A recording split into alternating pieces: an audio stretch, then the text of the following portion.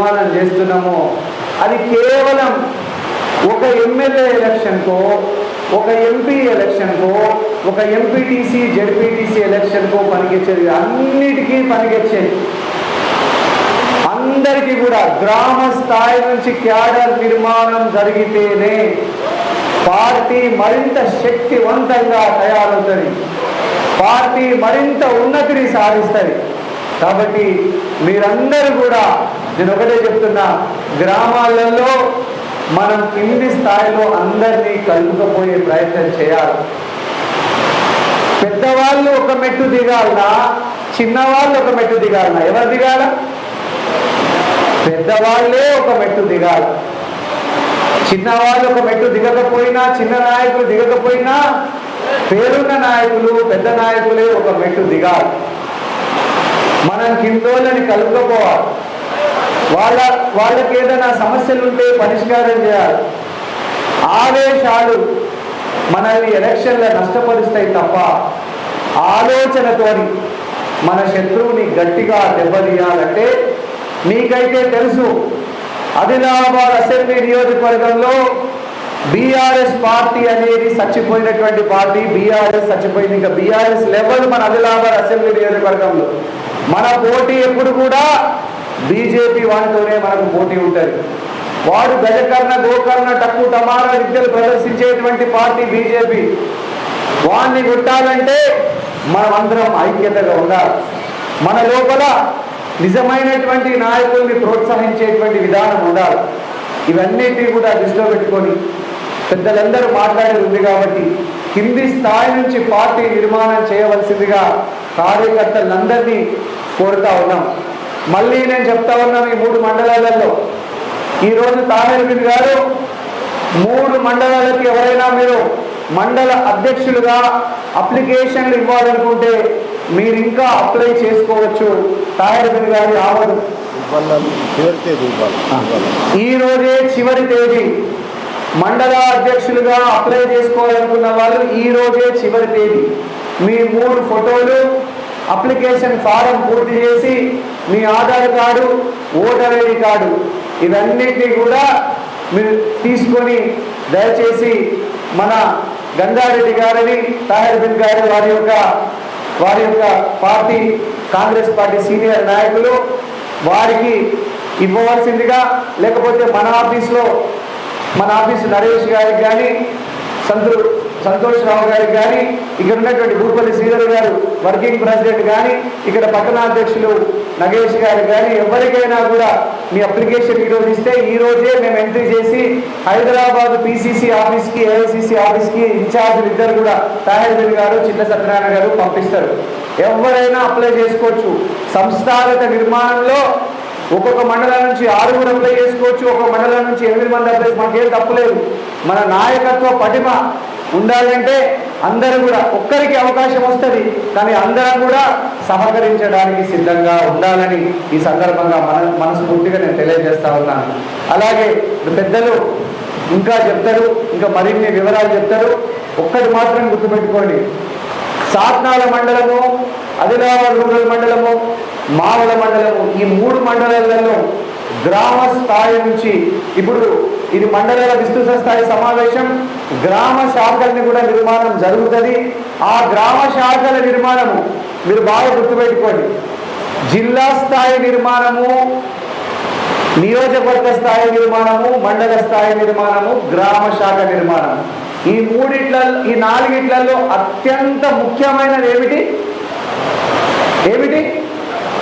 గ్రామ స్థాయి.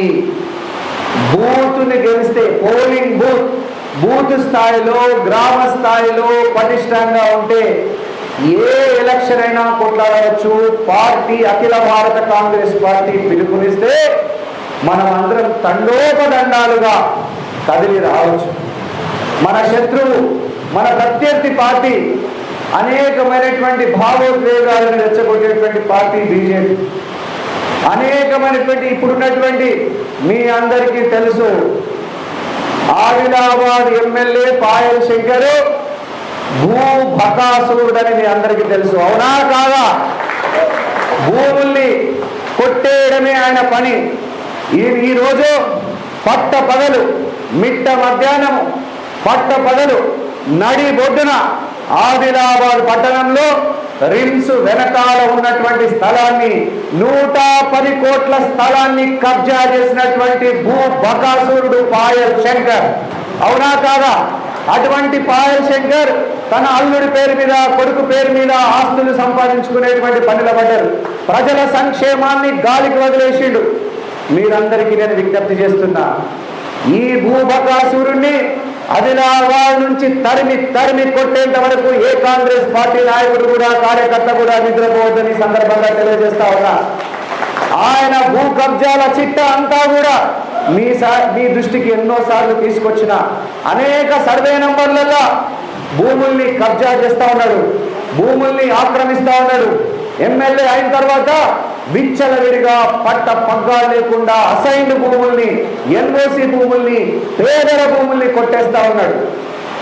బీసీ సోదరుల బీసీ బిడ్డల యొక్క భూముల్ని కొట్టేసేటువంటి నీచమైనటువంటి కార్యక్రమాలకు పాల్పడుతున్నాడు మన ఎమ్మెల్యే పాయల్ శంకర్.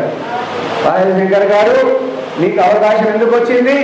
ప్రజలకు సేవ చేసి మంచి పేరు తెచ్చుకోమని అవకాశం వచ్చింది. కానీ మీరేం చేస్తున్నారు? ప్రజల సొమ్ముని పప్పు బెల్లాల్లాగా పంచుకుంటున్నారు. పాయల్ శంకరు అల్లుడు కొడుకు మీ అందరికీ పాయల్ శంకర్ డ్రైవర్ పేరు మీద ఏ ఆస్తులు ఉన్నాయో మీ అందరికీ నేను తెలియజేసిన. పాయల్ శంకర్ పిఏ పేరు మీద ఏ ఆస్తులు ఉన్నాయో మీ అందరికీ ఈసీ సర్టిఫికెట్లు, ఇన్కంబెన్సీ సర్టిఫికెట్లతో సహా మీ అందరికీ తెలియజేసినాం. అనేక సార్లు ప్రెస్ మీట్లు పెట్టినాం, అనేక రకాలుగా కంప్లైంట్ చేసినాం. పాయల్ శంకర్ పిఏ పేరు మీద, డ్రైవర్ పేరు మీద, కొడుకు డ్రైవర్ పేరు మీద, అల్లుని డ్రైవర్ పేరు మీద, అల్లుని పిఏ పేరు మీద వందలాది కోట్ల భూముల్ని కబ్జా పెట్టిండు ఎమ్మెల్యే పాయల్ శంకర్. మీ అందరికి ఇంకోటి చెప్తున్నా, పాయల్ శంకర్ ఏమంటుండట మీ అందరికి తెలుసు. భూమి ఏదైనా, మీ అందరు గట్టిగా వినాలా, భూమి ఏదైనా అసైన్డ్ భూమి అయినా, ఎన్ఓసి భూమి అయినా, పేదల భూమి అయినా, ఫేక్ డాక్యుమెంట్లు తయారు చేసైనా కొట్టేసే ఏకైక మునగాడు ఎవరు? పాయల్ శంకర్. ఏ భూమి ఏ రూపంలో ఉన్నా ఫేక్ డాక్యుమెంట్లు తయారు చేసి ప్రజల్ని బురిడి కొట్టించి మసిపూసి మారేడుకాయ చేసి గజకర్ణ గోకర్ణ టక్కు టమార విద్యలు వాడి ప్రజల్ని మోసం చేస్తున్నటువంటి ఎమ్మెల్యే పాయల్ శంకర్ మీ ఆటలు సాగవు అని సందర్భంగా తెలియజేస్తున్న ప్రజలందరూ కూడా ముక్త కంఠంతో ఖండించాలా. ఆదివాసీ సోదరులారా, ఇక్కడ ఉన్నటువంటి సాత్నాల మావలం అలాగే ఆదిలాబాద్ రూరల్ మండలాల్లో ఉన్నటువంటి నాయకులందరూ కూడా పాయల్ శంకర్ భూ కబ్జాల మీద ఎక్కడికక్కడ గ్రామాల్లో పంచాయతీ పెట్టండి. రచ్చబండ దగ్గర మీరు పంచాయతీ పెట్టండి. హింస దగ్గర మీ అందరికీ చెప్తున్నా, 110 కోట్ల రూపాయల విలువైన స్థలము పాయల్ శంకర్ మైనింగ్ పేరు మీద రిజిస్ట్రేషన్ అయింది. కానీ ఆ స్థలము నిషేధిత జాబితాలో ఉన్నది. మీరందరూ కూడా ఇప్పటికి కూడా వెబ్సైట్లో, ప్రభుత్వ వెబ్సైట్లోకి వెళ్ళి చూడండి. ప్రొహిబిటెడ్ ఏరియాలో నిషేధిత జాబితాలో ఉన్నటువంటి ల్యాండ్ని పాయల్ శంకర్ మైనింగ్ పేరు మీద రిజిస్ట్రేషన్ చేసుకున్నాడు. కాంపౌండ్ వాళ్ళు కట్టుకున్నాడు. నీ తాత సంపాదించిందా, నీ తండ్రి సంపాదించింది ఆస్తి ప్రజల సొమ్ముని పప్పు బెల్లాల్లాగా పంచుకుంటున్నారు వాళ్ళ కుటుంబ సభ్యులు. మీరందరూ కూడా గుర్తుపెట్టుకోవాలా, కేవలం 16 నెలల కాలంలో గెలిచినటువంటి 16 నెలల కాలంలో పాయల్ శంకర్ 388 కోట్ల రూపాయల భూముల్ని కబ్జా చేసిన భూ బకాసురుడు పాయల్ శంకర్. గుర్తుపెట్టుకోండి, 388 కోట్లు పాయల్ శంకర్ కబ్జా చేసిన భూముల్ని గరీబోళ్లకు పంచితే 25,000 కుటుంబాలకు మనం ఇల్లు కట్టుకోవడానికి జాగా ఇవ్వచ్చు. ఈ భూబకాసురుణ్ణి ఆదిలాబాద్ నుంచి తరిమి కొట్టాలా. ఆ రోజు గొర్రెలు తినేటువంటి జోగు రామన్న పోయి బర్రెలు తినేటువంటి పాయల్ శంకర్ వచ్చింది. గుర్తుపెట్టుకోండి, పాయల్ శంకర్ మీద రాజీ లేని పోరాటం చేద్దాం. ఎక్కడ కూడా మీ కన్నిసీనన్న రాజీ పడడు.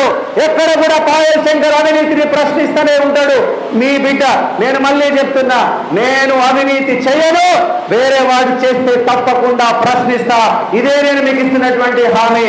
మీ అందరి సహకారంతో ఎప్పుడు స్థానిక సంస్థల ఎలక్షన్లు వచ్చినా MPTC, ZPTC, sarpanch, municipal council ఎలక్షన్లలో కాంగ్రెస్ పార్టీ జెండా ఎగరేసి మనమందరం కూడా కాంగ్రెస్ పార్టీకి బల్దియా మీద కూడా జెండా ఎగరేసి, జిల్లా పరిషత్ మీద కూడా జెండా ఎగరేసి, మండలాధ్యక్షుల్ని కైవసం చేసుకుని ఈ పాయల్ శంకర్ అనే భూబకాసురుడికి, భూములు కబ్జా చేసే రాక్షసునికి మనమందరం గుణపాఠం చెప్పాల్సినటువంటి అవసరం ఉన్నదా లేదా? ఉన్నదా లేదా? పాయల్ శంకర్ భూముల మీద, భూ కబ్జాల మీద ఎంతమంది మీ ఊర్లలో రచ్చబండ మీద చర్చకు పెడతారు? చేతులు లేకపోతే అందరి మీద చర్చకు పెడతారా? ఊర్లో వాళ్ళని సంఘటన చేస్తారా? ఎన్నికలు చర్చ పెడతారా? ఊర్లలో పాయల్ శంకర్ 388 కోట్ల భూమిని కబ్జా చేసిందని చెప్తారా లేదా? 4 నెలలలోనే 388, 16 నెలలలోనే 388 కోట్ల భూమిని కబ్జా చేసిందంటే ఇంకా 3.5 సంవత్సరాలలో ఈ భూబకాసురుడు ఎంతకు తెగిస్తాడో మనకు తెలియదు. అలాగే కార్యకర్తలందరూ గ్రామాలలో అలర్ట్ గా ఉండండి.